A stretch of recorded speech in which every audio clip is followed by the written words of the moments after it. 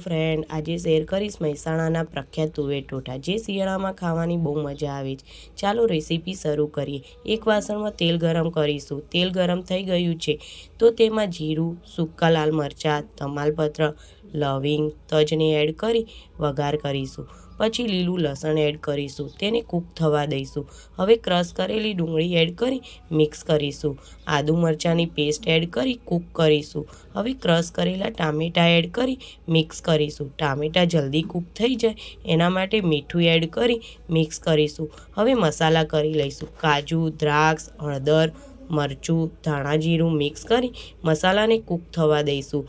બાફેલી તુવેર એડ કરી મિક્સ કરીશું। કૂક થઈ જાય પછી ગોળ એડ કરી મિક્સ કરીશું। હવે ગરમ મસાલો, લીલા ધાણા એડ કરી કૂક થવા દઈશું। જો આપણા મહેસાણાના તુવેર ટોઠા તૈયાર છે।